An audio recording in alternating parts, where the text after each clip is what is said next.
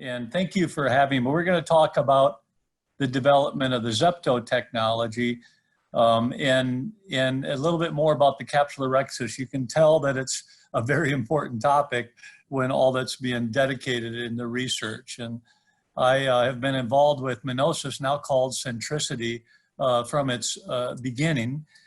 And as you can tell from some of the other talks, that the importance of the capsular rhexis, we want it to be perfect in size, shape, and its location for centration. And there's a number of ways to achieve it, but the proof of principle of using the nitinol ring started about a decade ago, and it led to an NIH grant that led to the early development of the ZEPTO technology that involved the nitinol ring housed in a silicone home to be used to perform the capsulotomy. And it led to the evolving of a number of tips from early on the left to later on the right. And the early ZEPTO system was first used on rabbits at the Mrochen Eye Institute by Dr. Werner and Dr. Mamelis, and led to some great results. And the first human ZEPTOs were performed by Dr. Kevin Waltz and myself in El Salvador. And this is my actual very first ZEPTO procedure, and it went beautiful. I'll show some more videos here in a little bit. But we took our desires to the FDA after developing a protocol, and had a great meeting and proceeded to have a clinical trial that went very well. And the current handpiece, now FDA approved, involves a rather sophisticated little silicone suction cup with a nitinol ring of 4.4 millimeters in diameter that leads to a capsular rhexis diameter of around 5.2 millimeters, all driven by this console. And I like how it fits right into surgery on my surgical tray. Dr. Packard talked about some of this also, but we know that the lens epithelial cells, as far as the germinative zone, are out near the equator, right under the anterior capsule. And what we want to try to do is prevent that anterior capsule from fusing to the posterior capsule. So overlap of the capsule, like Dr. Packard said, is so important, because if we don't get it, that anterior capsule leaflet can fuse, and the sequence of events that happens in the capsular bag for fibrosis and contraction can lead to tilt and decentration of our optic, and reduction, of course, in image quality and glare and dysphotopsias.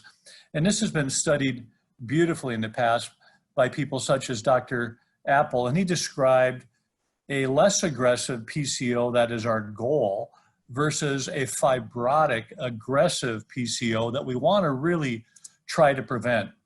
And a number of great researchers said the same exact thing, that apposition of the anterior capsule edge to the posterior capsule is dangerous with regards to what it does to capsular fibrosis. And anterior capsule is dangerous, leading to that fibrotic type PCO. And so many people have talked about it. So how do we prevent this? Because in this publication by Carlson, just a little bit of apposition of the anterior capsule to the posterior capsule leads to a progressive zippering and a progressive decentration of the implant over time. We really want to do our best to prevent this in surgery. And we've all seen it for 360 degrees. I like to call it capsular fusion syndrome. And so as far as our goal, it's 360 degrees of overlap of that peripheral optic, and there's a number of great ways to do it. The capsular laser that Dr. Packard talked about, femto that Shiraz talked about, and for you femto surgeons, you really want to center on an OCT guided image of the lens. You don't want to center on the pupil. You want to center on the lens. But how do we do it manually? And how do we do it with something like ZEPTO? Well, it involves using some reflections that are in every surgery there to help us. Specular reflection is a mirror-like reflection off of surfaces that happens beautifully in the eye. They're called catoptric images, and they were first described by Dr. Purkinje, a Czech anatomist and physiologist who not only was the first to describe protoplasm, he described the Purkinje fibers in our central nervous system, and he also prescribed the Purkinje images, which you sometimes hear as Purkinje Sanson, in honor of Dr. Sanson, who was a French surgeon and ophthalmologist who learned and taught about these images. But basically, there's 4 of them. And the first 2 come off the cornea, one off the front of the cornea, one off the back. And the second 2 come off the lens, the front of the lens and the back of the lens. But the first 3, Purkinje 1, 2, and 3, are upright because they're coming off of a convex mirror. And the 4th, since it's coming off of a concave mirror, is inverted. And the Purkinje 1 and 4 are the ones that actually are used in a lot of tracking technology because they can be very reliable. And a lot of diagnostic instruments will use it. But on my microscope, the Purkinje 1 looks like, I think it looks like kind eyes. And the Purkinje 4 is inverted, and I feel like it looks like almost like sinister eyes. And you can use those to center both the capsulotomy and the implant. And like Dr. Packard said, both need to be centered, the capsulotomy and the implant. But you can see here, Purkinje 1 is the brightest and looks like the kind eyes. I just pointed at Purkinje 3 in the vitreous. And Purkinje 4 is the inverted. And you can see when the patient fixates, that's a very unique relationship for that patient. And the reason I like to know that relationship is sometimes with anesthesia, they can't fixate. And I need to recreate that relationship as a surrogate for patient fixation. So if someone's looking off axis, Purkinje 1 and 4 aren't aligned. If they look the other way, they're not aligned. But when they fixate, there's a very unique and consistent relationship between Purkinje 1 and 4 that I use in every single cataract surgery that I can use.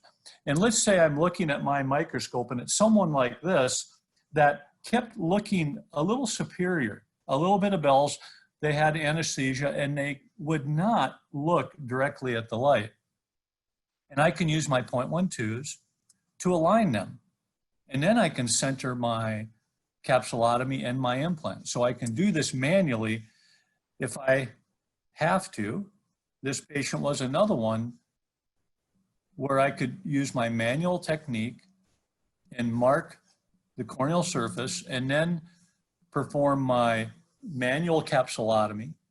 And this deserves the time and effort. I call it a refractive capsulotomy because it's so important for long-term implant centration and to minimize any decentration. And so we all know how important this step is, but when you're doing it manually, you are following a corneal mark to do a lens-based procedure. So you're constantly having to adjust for parallax. Whereas in this case, I was able to do that and I achieved beautiful 360 degrees of anterior capsule overlap. But that's not always easy to do manually. So ZEPTO was developed with a push rod to push the silicone house and the nitinol ring into the anterior chamber and to use the same Purkinje method. I have 1 and 4 aligned perfectly. And then I ask for suction. And the silicone housing sucks beautifully to the anterior capsule. I deliver the energy. There's energy delivery. We release with a flush of BSS. It actually creates a nice auto hydro dissection. I have a nice capsulotomy. And then I can go ahead, because I know my capsulotomy is centered nicely on the patient's visual axis, I can use it to guide my implant centration. And so when I place this multifocal implant, when I know I don't have 360 degrees of overlap, I know there's a happier spot for that implant in the capsule, and I rotate until I get that capsule in a beautiful place with the implant. So I can use both the Purkinje and the capsular edge for centration. And this patient did absolutely beautiful. And so the ZEPTO technology works great. I'm trying to achieve this overlap, and whatever is your favorite method. Femto taught us so much about how to do a great capsulotomy, and things like capsular laser and using your best manual techniques or using ZEPTO, whatever is your favorite. I have just found really good luck with ZEPTO. Here's a light adjustable lens, and one of my favorite combinations is ZEPTO with a light adjustable lens. I've had beautiful, beautiful results with the light adjustable lens technology, and you can see how this capsulotomy did beautiful over time. I did publish this in the ASCRS journal, and it actually won the Rosen Award at the ESCRS last year for Best New Surgical Technique if you want to read about centering the capsulotomy and the implant on the visual axis. Thank you.